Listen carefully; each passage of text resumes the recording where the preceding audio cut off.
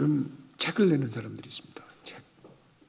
이 책을 내면은 그 책 겉부분에 추천서를 받습니다. 추천서. 그 추천서를 누가 썼느냐가 참 중요할 때가 있어요. 그 책을 이렇게 보면서 추천서를 누가 썼냐.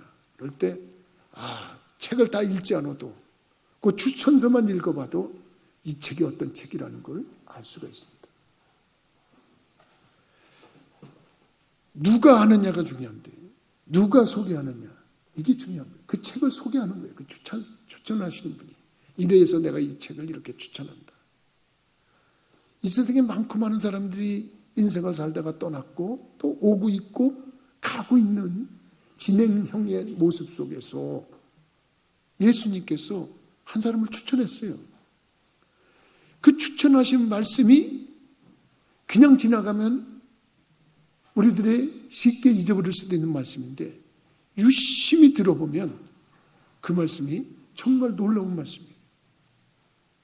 그분이 이 세상을 창조하신 분이에요. 추천하시는 분이. 이 세상을 만드신 분이고 인간을 창조하신 분이에요. 그리고 지금도 주관하시는 분이에요. 그런데 그분이 입을 열어 한 말씀 하셨어요. 여자가 낳은 자 중에서 가장 큰 자가 이 사람이다. 그럴 리가 있나? 그럴 리가 있나? 우리 그렇게 생각해 볼 수 있는 거 아니겠어요? 수많은 사람들이 이 땅에 왔다 가고 성경에 위대한 인물들이 많은데 그 위대한 인물들 중에 가장 큰 사람이라고 예수님께서 추천을 하셨어요. 누구냐면 바로 세례 요한이라고 하는 사람. 우리가 엄연히 그냥 모세와 세례 요한을 비교했을 때 누구를 더 크다고 생각할 수 있겠어요? 인간적으로. 엘리사를 세례 요한과 비교했을 때 결코 그 사람들이 세례 요한보다 작은 사람이라고 말할 수가 없을 거예요.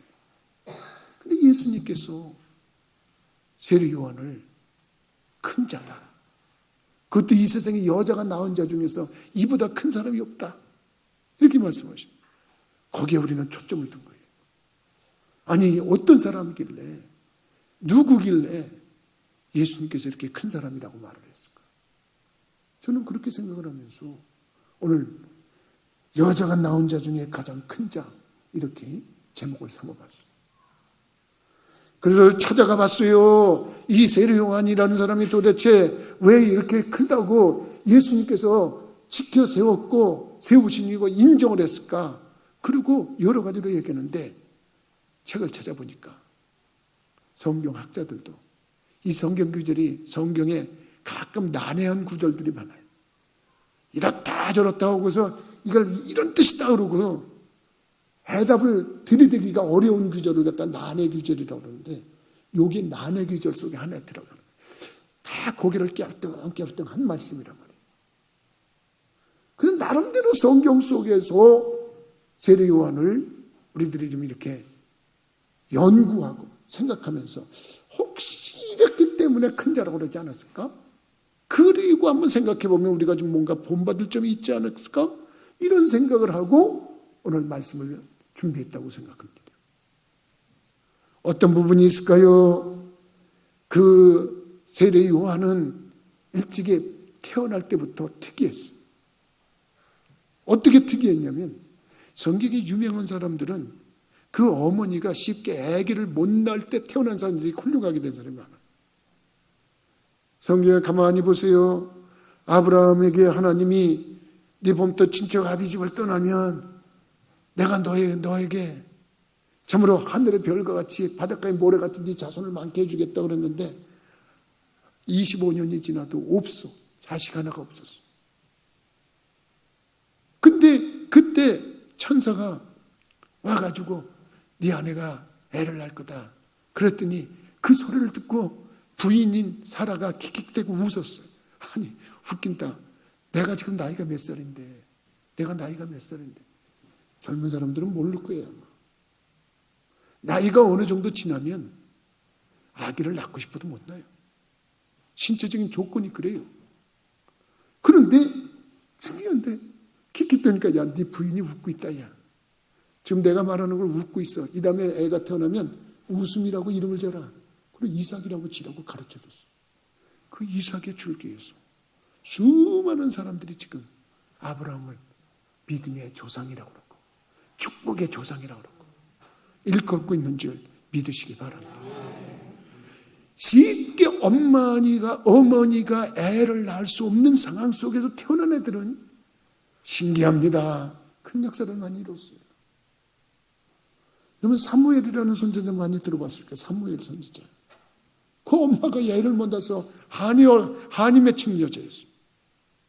남편이 애를 못 낳는다고 후처를 얻었어요.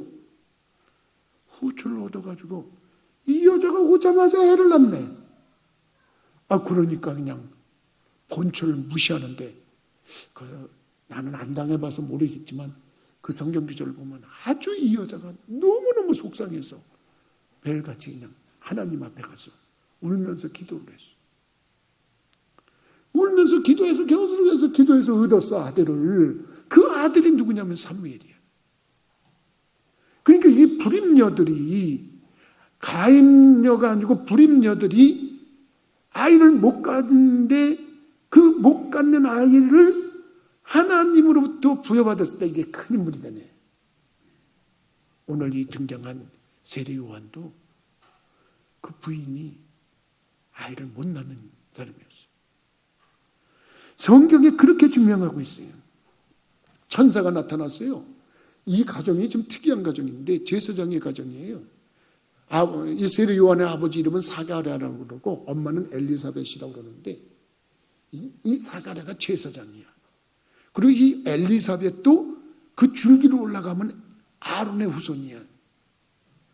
그러니까 하나님의 그 믿음을 가진 경건한 가정이야. 근데 자녀가 없어. 그래서 이 사가랴가 늘 기도했던 거야. 자식이 있었으면 좋겠습니다.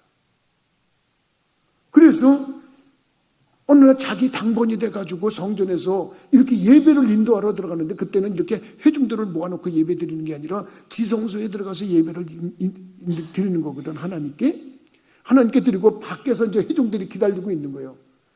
안에서 이렇게 하시고 나오도록 들어간다 안 나와. 그 안에서 무슨 일이 있었냐면 그 안에서 천사가 나타난 거예요. 천사가 나타나가지고 사가랴야 그렇게 깜짝 놀라는. 그 천사가 누구냐면 가브리엘 천사인데 이 천사가 뭐라냐면 네 기도가 응답됐다. 네 간구함이 하나님께 들려졌다. 전에 기도하다가 아마 네 느낌을 보니까 전에 기도는 많이 했는데 응답이 그동안 없으니까 잠깐 잊어버렸던 것 같아. 그래서 네 기도 간구함이 들렸다. 그러니까 네 아내 엘리사벳이 네게 아들을 낳아줄 거라니까 그 아이의 이름을 요한이라고 해라 그랬어요. 그러면 아멘. 그리고 우리가 들으면 할렐루야 이러고 나와야 되는 건데 이거 딱 하는 말이 무슨 말씀을 그렇게 하세요. 제가 늙었습니다. 아니 기도는 해놓고 아마 잊어버렸나 보지. 너무 오래도록 안 했는데 이 성경 구절이 그래서 난해하다는 거야. 이게 어떻게 보면 이렇게 탁 해다. 그러더니 한술 더 뜨네. 제 아내도 나이가 많았습니다. 누가복음 1장 18절에 뭐라고 그러냐면 사가랴가 천사에게 대답하는 거예요. 내가 이것을 어떻게 합니까? 나가 늙고 내 아내도 나이가 많습니다. 그러니까 그런 일이 있을 수 없습니다. 이런 뜻이야. 요거 우리들이 깨달아야 돼. 뭘 깨달아야 되냐면 하나님이 응답하시는데 못 받아들인다? 믿음으로 아멘을 안 한다? 아이고 요거 하나님께서 실망하셔요. 그래서 천사가 너 왜 안 믿냐? 너 이제부터 말 못한다. 그리고 실어증이 생기게 했어. 실어증. 들어가가지고 말이 안 되는 거야, 이게. 말이 안 나오네, 이게. 그래서 가끔 영화 같은 데 보면 실어증 환자에 대한 역할이 나올 때가 있어요. 사람이 어떻게 하다 보면 말을 못하게 될까? 그런 걸 참 궁금하게 생각하는데 성경이 그렇게 된 거예요. 말을 못하는 거예요. 너무 이 충격을 받으면 말을 못하는 것 같아요. 쇼크. 그래서 충격을 받으면 그 말을 못하는 모양이야. 너 지금 뭐냐, 내가 이 기쁜 소식을 너한테 전하러 왔는데 못 믿어? 너는 네 아들이 태어날 때까지 말을 못할 거야. 그러고 나왔는데 보니까 밖에서 회중들이 기다리고 있는데 제사장이 말을 못하고 손가락질만 막 해. 무슨 소리야 이게? 가만히 표시를 보니까 자기가 천사를 만나가지고 이렇게 응답을 받았다. 그런 얘기야. 천사가 이름을 지어준 사람이고 천사가 와서 이 사람의 모습을 얘기를 하는데 그 사명까지도 일러준 사람이. 왜 네가 아들을 낳아야 되는데 그 아들이 이 땅에 무슨 일을 할 거냐면 사람들을 주 하나님께로 많이 돌아오게 할 사람이다. 그래서 누가복음 1장 16절에 그렇게 말을 하고 있는가 하면, 그리고 앞으로 그가 큰 자가 될 거다. 하나님 앞에 큰 자가 될 거다. 와, 이 천사가 그렇게 말한 거예요. 근데 예수님도 나중에 증명해 준 거예요. 여자가 낳은 자 중에 세례 요한보다 큰 자가 없다. 여러분, 우리 큰 자 된다는 말 싫어하는 사람이 있습니까? 여러분들은 여러분들의 자녀가 큰 사람이 된다 그러면 싫어하겠습니까? 우리 자녀를 갖기 전에 다 그런 기쁨, 기대 갖고 있는 거 아닙니까? 그리고 자녀가 출생해가지고 어렸을 때 좀 특이한 행동을 한다. 만약에 좀 이렇게 좀 똑똑한 행동을 한다. 그 나이에 맞지 않게 뭔가 성숙한 언어를 구사한다. 얘 이게 천재 아니야? 얘 천재 아니야? 그리고 놀란 적 없어요? 여러분들? 난 가끔 놀래요. 가끔. 내가 우리 애들 키울 때 키워보다 내가 깜짝 놀라서 우리 애들이 난 천재인 줄 알았어. 천재. 가끔 나이에 맞지 않아. 그랬더니 내 외손주가 태어났는데 난 걔 천재인 줄 알았어. 요번에 친손주가 태어났어요. 얘 지금 몇 살 안 됐는데 하는 짓 보니까 천재야, 천재. 그래서 내가 기대가 엄청 큽니다. 엄청 큽니다. 큰 자 된다는데 기분 나쁠 리가 없지 않습니까? 천사가 얘가 큰 자다. 아멘을 해야지, 아멘을. 근데 사가랴가 그 아멘을 못했다는 거예요. 아니, 기도는 그렇게 많이 해놓고 왜 아멘을 못했냐 이거요. 그러니까 그 반대로, 너 믿음 없었구나. 너 그 아들 태어날 때까지 너 실어증이야. 말 못해. 말을 못해. 태어날 때부터 여러분, 이 아이는 정말로 천사가 계시를 해서 주어지는 아이고, 노산이 돼서, 노인이 돼서 이미 늙어서 아이를 더 생산해낼 수 없는 그런 상황의 여인을 통해서 아이가 생산된단 말이에요. 그것도 특이한 거예요. 근데 이 아이가 이 땅에 오는 것이 뭐냐면 예수님이 오시는 길을 예비하러 오시는 거라고 성경은 증명하고 있는 줄 믿으시기 바랍니다. 그러니까 하나님의 사명이 주어지는 거요. 하나님의 뜻이 사명을 가지고 이 땅에 태어나는 거요. 그래서 우리들이 모태신앙 그러는데 진짜 모태신앙은 세례 요한이 모태신앙이에요. 여러분, 우리들은, 나는 가끔 이 모태신앙자들 보면 정말 어떤 때 보면 그걸 잘못 이해하고 있나 그러네. 모태신앙들 이렇게 가끔 보면 무슨 기도 좀 하세요 그러면 못해요 목사님, 나 못해요. 속장 좀 해주세요. 못해요. 네. 근데 자기 모태신앙이래. 자기가 모태에서부터 예수를 믿었다는 거예요. 여러분, 모태에서 정말 예수를 믿으면요, 세례 요한 같아야 돼요. 왜 세례 요한 같으냐면 성령이, 어머니 모태에 있을 때부터 성령이 충만해가지고요, 마리아 알죠? 예수님의 어머니 마리아가 세례 요한보다 6개월 늦게 태어났어요. 그런데 이 가브리엘 천사가 사가랴에게 말아주고 나서 누굴 찾아갔냐면, 한참 있다가 이제 이 세례 요한의 어머니 엘리사벳이, 늙은 할머니가 애를 가졌잖아. 자랑스러울까 부끄러울까? 부끄러웠대. 그래가지고 5개월 동안 숨겼어. 자기가 아기가 가지고 있는 거라. 아이고, 이거 어떡하면 좋으나. 이거 어떡하면 좋으나. 이 사람들이 눈치채면 어떡하면 좋으나. 뭐가 그게 부끄러울지 난 모르겠지만 하여간 연세 들어가지고 애를 가지면 부끄러운가 봐. 실제로 성경에 그렇게 써 있어요. 그래가지고 5개월 동안 숨기고 있는데 6개월째 되던 때 가브리엘 천사가 예수님의 어머니 마리아를 찾아갔어. 마리아를 찾아가가지고 여자야, 네가 이제 아이를 낳을 것이다. 저 남자 아직 모르는데요. 마리아가 우리 표현으로 말하면 저 남자 아직 몰라요. 약혼은 했지만 남자. 성령이 잉태하될 것이다. 그 이름을 예수라고 해라. 그리고 그 처녀 얘기를 했어요. 그랬더니 어떻게 그런 일이 생길 수 있어요? 어떻게 그런 일이 생길 수 있어요? 그리고 말을 하니까 가브리엘 천사가 엘리사벳도 늙어서 아기를 못 갖는다고 그랬는데 하나님의 능력으로 그 부부에게 애를 주셨다. 너 가봐라. 거짓말인가 가봐라. 그랬는데 엘리사벳이 그 5개월 동안을 누구한테도 얘기를 안 했고 남편은 벙어리가 돼가지고 말을 못하고 있고, 근데 마리아가 찾아간 거예요. 엘리사벳을 찾아갔는데 누가 더 먼저 알아봤냐면은 복중에 있던 세례 요한이 먼저 알아봤어요. 여기서 요동을 치는 거야. 이 배 안에서 요동을 치면서 주님이 오시는 거야. 이게 똑같은 얘기야. 주님이 오셨네요. 또 보니까 마리아가 와가지고 엘리사벳이요, 아이를 가진 것을 축하합니다. 그랬더니 어머나, 이 아이가 막 뛰는데 엘리사벳이 뭐라고 말을 하면 주의 어머니께서 오셨으니 우리 아이가 이렇게 환영하고 뛰고 있습니다. 놀랍지 않아요? 이게 모태의 신앙이야.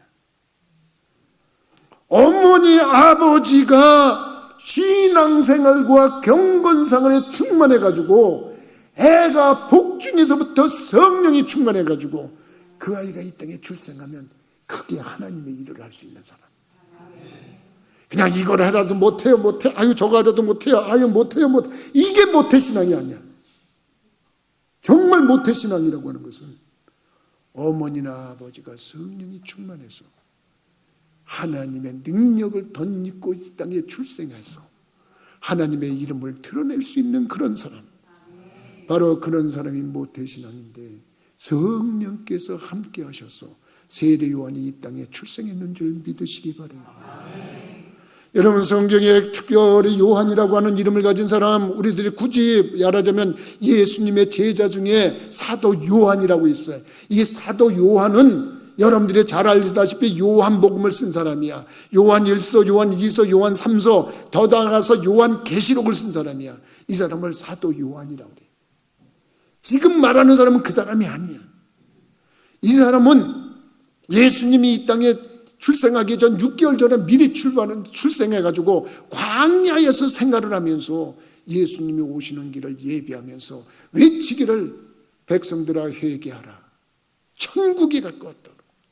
나와서 세례를 받으라 그래가지고 사람들이 구름대처럼 와가지고 세례를 받게 하던 세례를 주던 사람인데, 심지어는 예수님께서 육신을 입고 이 땅에 오셔서 하나님의 뜻을 이루어야 된다고 해가지고 죄가 없으신데도 불구하고 우리 인간들이 죄 있는 인간들이 세례를 통해서 하나님 앞에 회개하고 돌아오는 걸 보여주기 위해서 예수님이 세례를 그 사람한테 받았어요. 그러니까 세례 요한이 깜짝 놀라고, 어떻게 제가 세례를 드립니까? 제가 받아야지요. 그랬는데 이건 하나님의 뜻이니까 네가 해야 된다.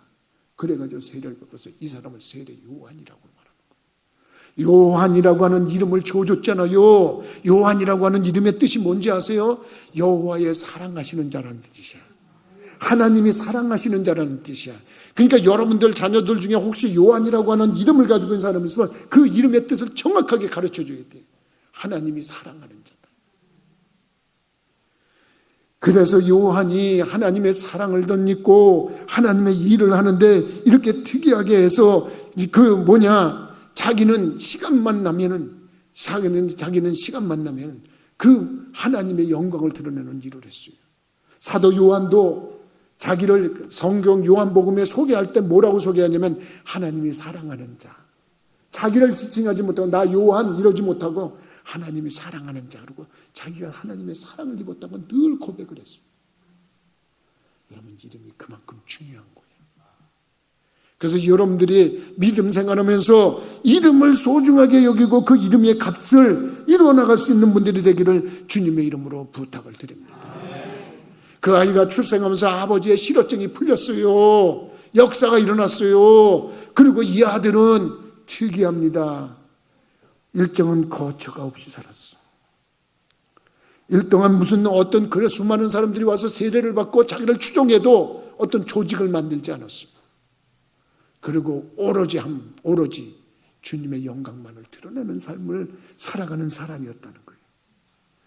여러분 우리들의 삶 속에서 무슨 의미를 깨달을 수 있을까요? 그는 참으로 겸손함의 극치였다 이렇게 볼 수가 있어요.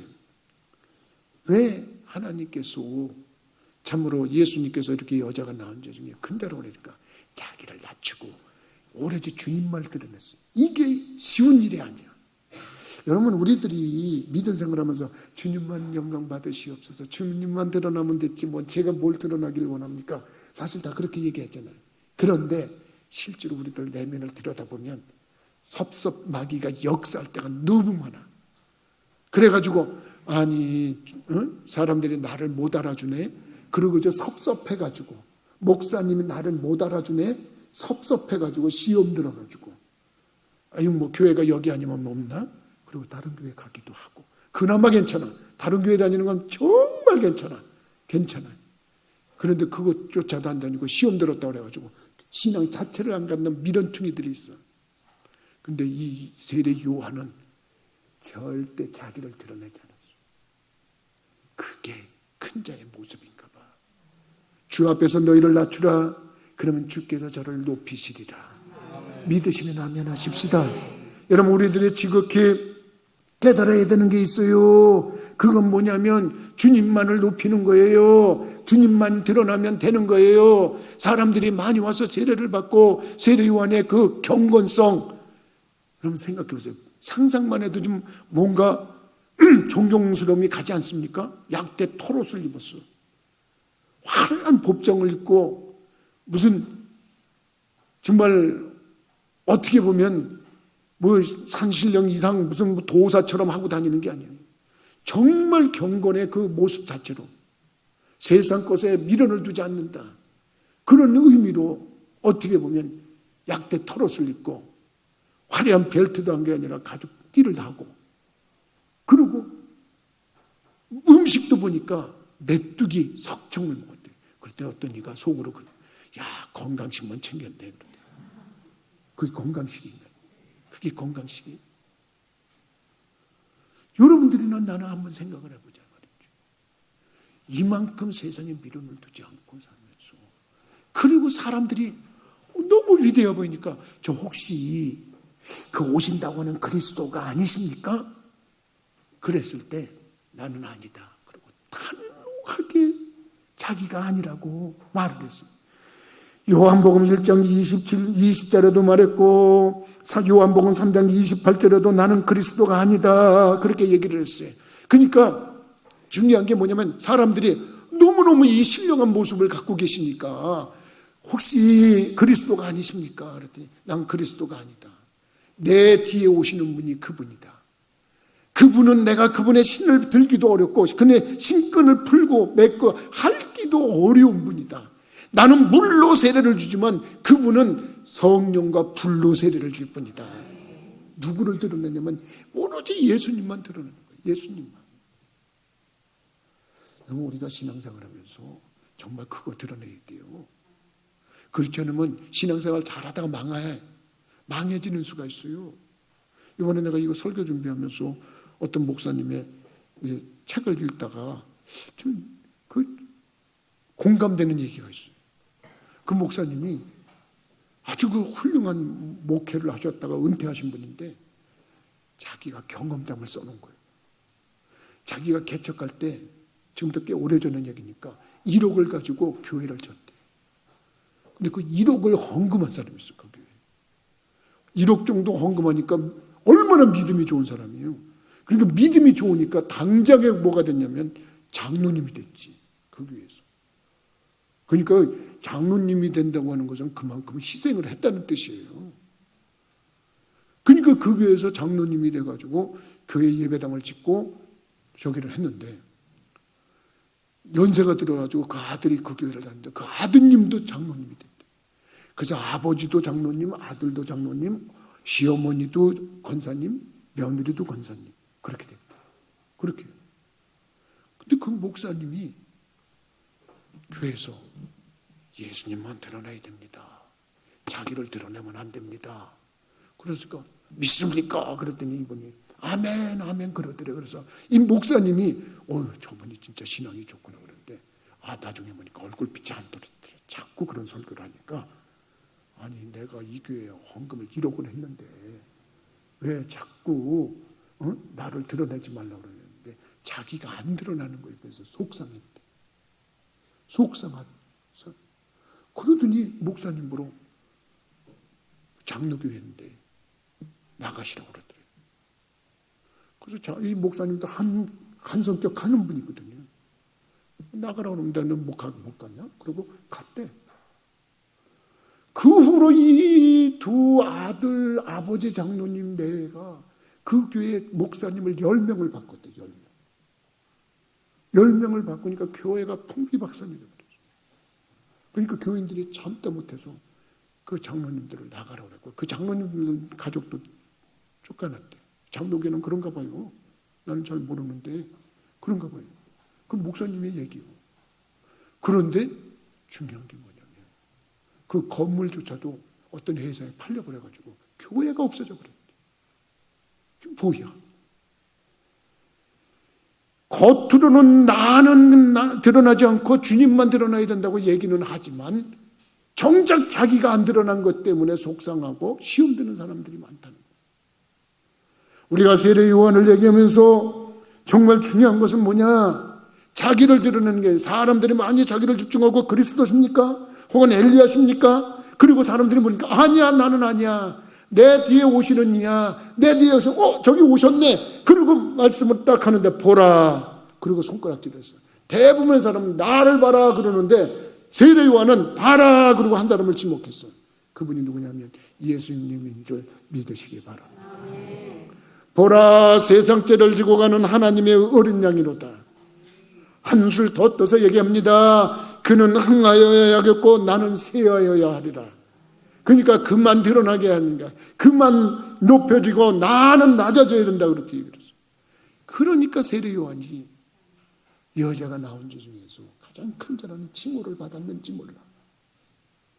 우리는 교회에 요만한 거 해놓고 자기 안 알아준다고 속상하고, 내가 이만큼 봉사했는데 이만큼 했는데 이만큼 뭐를 했는데 그러면서 그거 안 알아준 것 때문에 하면 안 돼요. 정말 하나님께서 알아주시면 하나님께서 알아주시는 것으로 갚아주시는 줄 믿으시기 바랍니다. 그리고 왜 세례 요한이 여자가 나온 자 중에 가장 큰 자라는 칭호를 받았을까? 세상 정말 다른 사람은 못할 정도로 목숨을 내놓고 죽기까지 충성한 사람인 줄 믿으시기 바랍니다. 이게 뭐냐면 목은 달아날지언정 정확한 소리를 했다는 거예요. 이게 참 어려운 거거든요. 저는 이거 참 저 자신도 참 무거운 마음을 가지고 설교를 하는 거예요. 솔직히 말해서. 왜냐하면 나도 좀 그런 용기가 있어야 되는데 이런 생각을 가지고 하는 거예요. 근데 이게 무슨 얘기인지 여러분들한테 좀 설명을 해보면, 그때 당시에 바리새인들하고 사두개인들은 기득권층이야. 그때 당시에 권세 있고 힘 있는 자들은 다 거기야. 근데 그것들이 세례받으러 오는 거예요. 그리고 세례받으러 오면 나는 모르겠어. 내가 그때 나 같은 존재라면 참 찐짠한 존재 같으면 아유 어서 들어오세요, 어서 들어오세요, 이리 오세요, 세례 줄게 오세요 그럴 텐데, 이야 세례 요한 한마디 하네. 이 독사의 자식들아, 누가 너희들 보러 재앙을 피하라고 그랬냐 이것들아. 가서 회개하고 회개에 합당한 열매를 맺어 이 자식들아. 이렇게 말을 한 거야. 이게 쉽냐고. 이게 쉽냐고. 그때 당시에 기득권을 가지고 있는 사람들이야. 힘 있는 자들이야. 그리고 예수님도 그들 그룹 때문에 십자가를 못 박혀 처형당하신 거예요. 엄밀히 말하면. 그때 당시에 권세 있는 자들 때문에. 근데 그들을 향해서 못할 소리 할 소리 다 하는 거예요. 나쁜 놈들. 그 나쁜 놈들이라는 말을 응축해서 한 말이 독사의 자식들이라는 거예요. 독사가 뭐 하는 거예요? 사람 불어서 동남아에 가서 죽이는 거 하는 거예요. 그것뿐만 아니에요. 정말 담대한 사람이에요, 이 사람이. 얼만큼 담대하냐면요. 그때 당시에 분봉왕이었던 헤롯이라고 하는 왕이 못된 짓을 했어요. 왕이 못된 짓을 했다고, 왕이 못된 짓을 하는데 말이죠. 어떤 짓을 했냐면, 자기 이복동생, 남동생의 부인 헤로디아를 자기 아내로 삼았어. 어떻게 그런 일이 있을 수 있어? 근데 그 사람이 왕이야. 최고의 권력의 최고점이야. 그거 잘못됐다고 얘기할 수 있어요? 모가지가 달아나는데. 우리 흔한 말로 모가지 달아난다 그러잖아요. 이 세례요한이 그 말 얘기한 거예요. 네가 그건 잘못한 거다. 옳지 않은 일을 한 거라고. 그러고 그걸 꾸짖었어. 얼마나 담대한 사람입니까? 목숨 따위를 두려워하지 않은 사람. 그 일로 인해서 죽었어요. 결과는 그런 거예요. 우리가 죽기까지 충성하리라, 죽도록 충성하리라, 이런 성경 구절이 있고 아멘 아멘 많이 하죠. 근데 우리가 정말 죽기까지 그런 얘기예요. 아이고, 정말 우리는 나를 포함해서 이거 회개할 일이 많은 거예요. 이거 잘못한 걸 잘못했다고 얘기했다가 말이죠. 시험 드는 사람 있으면 이게 쑥 들어가 버리네, 내가. 이게 참. 그래서 설교할 때는 설교만 해야지 정치 얘기하면 안 돼요. 정치 얘기하다가 그거 잘못한 거라고 얘기하면 반대편에서 그게 왜 잘못한 거예요, 목사님? 그리고 시험 드네. 그러면 우리 기독교인들은 아군이든 적군이든 틀린 건 틀렸다고 얘기할 수 있어요. 바른 건 아군이든 적군이든 맞는 건 맞는다고 얘기할 수 있어요. 그게 세례 요한에게서 배울 정신인 줄 믿으시기 바랍니다. 그런데 그걸 깨달아요. 정치 얘기 안 하려고 결심했어요. 저는 이제 안 해요. 안 하는데 가끔 하나 봐, 나도 모르게. 근데 시험 들면 답답해. 근데 여러분, 정말 대통령이라도 잘못했으면 잘못했습니다. 기독교인들은 그걸 얘기를 해야 돼요. 자기가 지지하는 당의 대통령이든 아니든 간에 그 정도의 정신을 가지고. 그래서 세례요한은 그 소리 했다가 죽었잖아. 그러니까 우리하고 달라. 그 얘기를 하고 싶어요. 그러니까 예수님께서 여자가 낳은 자 중에 가장 큰 자다. 실제로 목숨을 내놓고 정의를 외치고 그 정의를 그대로 실천한 사람이에요. 우리들을 보고 그것까지 요구하지는 않겠어요. 그러나 여러분 주위에 친구들이 불의를 행하고 잘못을 저지르면 그거 잘못한 거야. 그거 죄 짓는 거야. 그러면 안 돼. 그리고 거기서 돌아설 수 있어야 돼.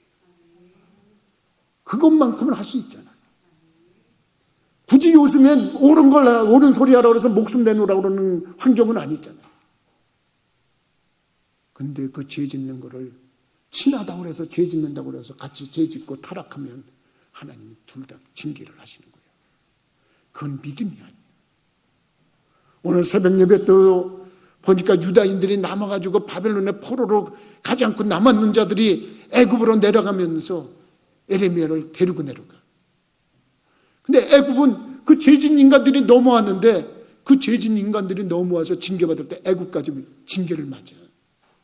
죄 있는 인간, 잘못된 인간을 옹호하고 받아들인 자는 같이 망하는 거예요.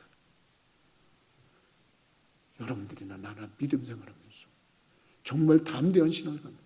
하나님이 나와 함께 한다는 것을 믿는다 그러면 죄는 죄라고 얘기하고 잘못한 건 잘못한 거라고 얘기하고 심지어는 자기 모가지가 달아나더라도 그것을 할 수 있는 담대함을 갖는 분들이 되기를 주님의 이름으로 부탁을 드립니다.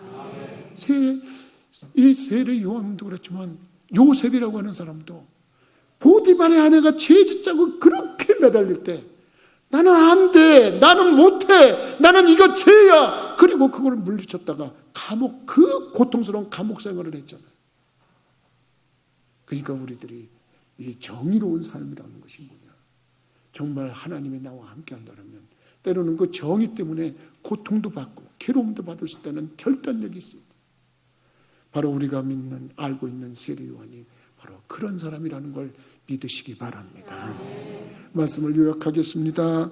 여러분들이 믿음 생활하면서 정말 세례 요한을 생각한다면 여자가 낳은 자 중에 가장 큰 자인데 그는 태어날 때부터 사명을 가지고 태어났다는 거, 경건한 부모들 속에서 태어났다는 거, 하나님이 이름을 지어주셨을 뿐만 아니라 사명까지 지어줬고 성령이 충만해서 이 땅에 태어났는데, 겸손하기로 말하면 세상에 그 어떤 사람보다도 겸손해서 자기가 메시아라고 얼마든지 얘기할 수 있지만 전혀 그런 소리를 하지 않고 오로지 한 곳을 지목해서 예수님만 높이고 예수님만 드러나기를 바랬고, 담대함을 목숨까지 내놓으면서 불의를 불의라고 얘기하고 죄를 죄라고 얘기하고 그를 돌이키려고 정말 정의편에 서서 옳은 방향을 제시했던 그 사람, 세례 요한, 여자가 낳은 자 중에 가장 큰 자라는 칭호를 받았는데, 나는 여러분들과 여러분들의 가정에도 하나님이 인정할 만한 인물들이 나와서 정말 믿음 안에서 승리하는 모습, 하나님께 영광 돌리는 모습의 주인공들이 되기를